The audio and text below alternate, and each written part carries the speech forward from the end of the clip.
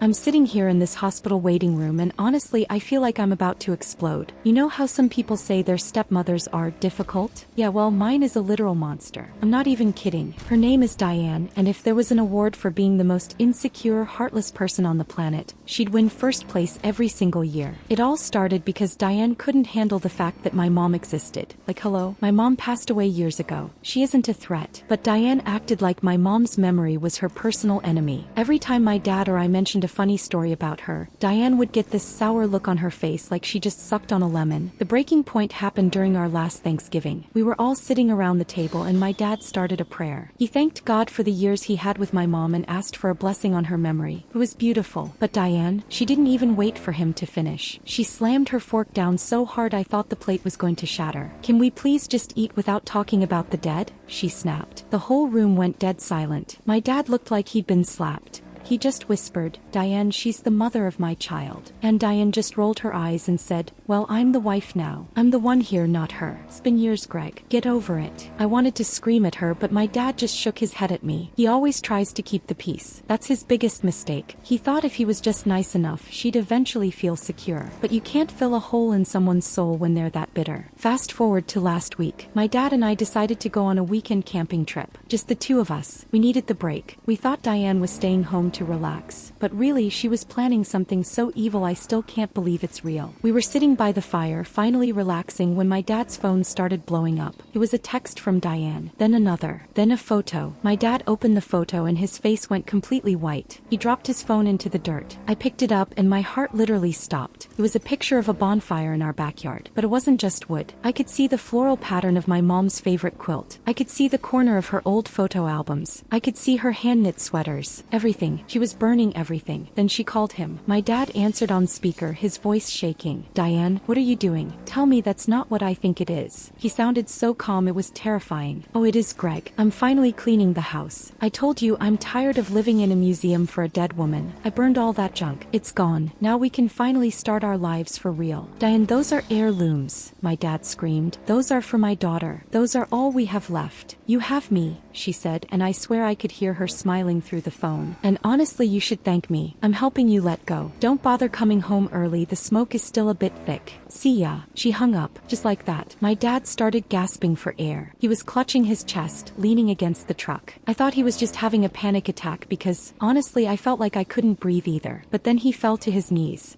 His face went from pale to a scary shade of gray. Dad, talk to me." I was hysterical. I was out in the middle of nowhere with no signal, watching my dad collapse because that woman decided to destroy our lives. I had to run half a mile up a hill just to get one bar of service to call 911. I was screaming at the operator. By the time the paramedics arrived, they told me it was a massive heart attack. They had to call in a helicopter, a literal life flight. I watched them lift my dad into the air and all I could think about was Diane standing over that fire, laughing. Now I'm at the hospital. He's in the ICU. The doctors say the stress was just too much for his heart. He's hooked up to all these tubes and he hasn't opened his eyes once. And you want to know what the worst part is? Diane showed up an hour ago. She walked in wearing a designer tracksuit, holding a coffee like she was just running errands. She walked right up to me and said, "Well, this is a bit dramatic, don't you think?" I looked at her and I felt a rage I didn't know I had. "Dramatic? He had a heart attack because of you. You burned my mother's things." She leaned in close, so close I could smell her perfume, and she whispered, "He'll get over it. And if you keep acting like a brat, you're next. I'm the woman of the house now and what I say goes. If I want the past gone, it's gone." I wanted to hit her. I really did. But I just stood there, shaking, while she walked into his room to check on him. I know she isn't there because she cares. She's there to make sure she's still in control. But she has no idea what's coming. She thinks she won because she burned the clothes in the pictures. She thinks she won because my dad is weak. But I'm not my dad. I'm my mother's daughter, and I'm going to make sure she pays for every single thing she's done. The doctor just came out. He looks really worried. He said my dad is stable for now, but he needs to stay calm. If he gets stressed again, his heart might just stop for good. And right then, I saw Diane through the glass of the ICU room. She was leaning over my dad, whispering something in his ear while he was unconscious. She had this look on her face, like a predator. I grabbed my phone and started recording. I don't know what she's saying to him, but I'm going to find out. I'm going to catch her. I have to, because if I don't get her away from him, she's going to finish what she started. I just saw her pull out her phone and start typing something. She looks like she's plotting something else. I can feel it in my gut. This isn't over. She didn't just want to burn the memories. She wants to replace us entirely. Wait, She's looking at me. He's coming back out. I have to hide my phone. I have to pretend I'm still the scared little girl she thinks I am. But the second my dad wakes up, or the second I get enough evidence, I'm taking her down. She just sat down next to me and sighed. You know, she said, maybe we should start looking at assisted living for your father. He clearly can't handle the house anymore. I think it's time I just took over the deed and the accounts for his own safety. I stared at her.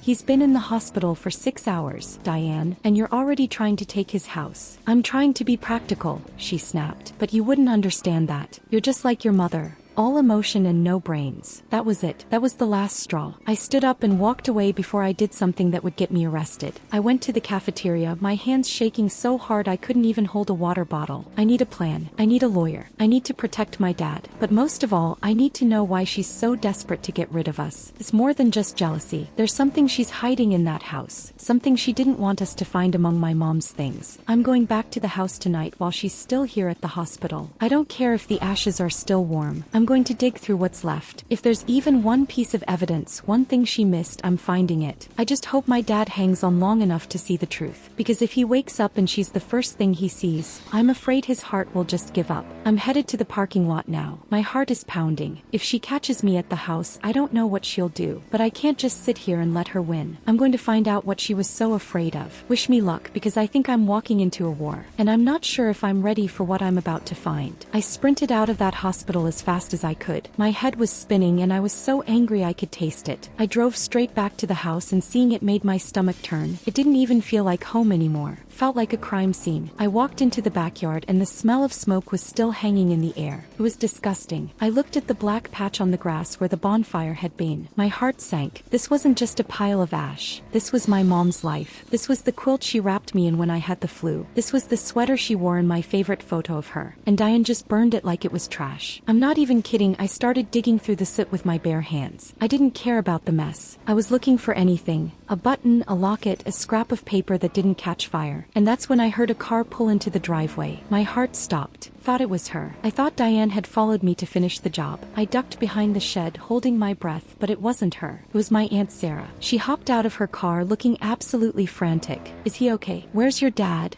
She screamed, running toward me. I told her everything. I told her about the fire, the heart attack, the helicopter, and the ice-cold way Diane was acting at the hospital. Sarah looked like she was going to faint, but then her face changed. He got this look in her eye that was pure steel. She's been trying to push us out for months, Sarah whispered. She's been calling me, telling me your dad was becoming unstable, and that I should stop visiting. She's been setting the stage for this. I felt like I'd been hit by a truck. Diane wasn't just mean. She was calculating. She was trying to isolate my dad so she could take everything. We didn't have time to cry. We had to get back to the hospital because my dad was finally waking up. When we got there, Diane was standing by his bed, holding his hand and acting like the world's most devoted wife. Made me want to puke. My dad opened his eyes and the first thing he saw was her fake, smiling face. "Oh, Greg, honey," she cooed. "You gave us such a scare. You really need to stop getting so worked up over nothing. The doctor says you need peace and quiet, and that means no more drama from the past." My dad looked at her, then he looked at me. His voice was just a tiny rasp. "The things, Diane, the photos, are they really gone?" She didn't even blink. "It was for the best, sweetie. You were holding on to ghosts. I did it because I love you. I wanted our house to be our house, not hers. I couldn't stay quiet anymore. You did it because you're a monster." I yelled. "You almost killed him. You stood there and watched a fire burn while you knew he was hundreds of miles away losing his mind." Diane turned on me, her eyes turning into slits. "You need to leave now. You're upsetting your father. If his heart stops again, it's on your head." The manipulation was next level. She was literally trying to blame me for his heart attack while she was the one who lit the match. But my dad reached out and grabbed my hand. He looked at Diane, and for the first time in years, he didn't look scared or tired. He looked disgusted. "Get out," he whispered. Diane froze. "What? Greg, you're confused. You're on medication." "I said get out," he yelled, and the monitor started beeping like crazy. "I want a divorce. I want you out of my house, out of my life. And if you ever touch another one of my daughter's things, I'll make sure you end up in a cell." The nurses rushed in because of the alarms, and they literally had to escort Diane out. She was screaming the whole way down the hall, yelling that we were ungrateful,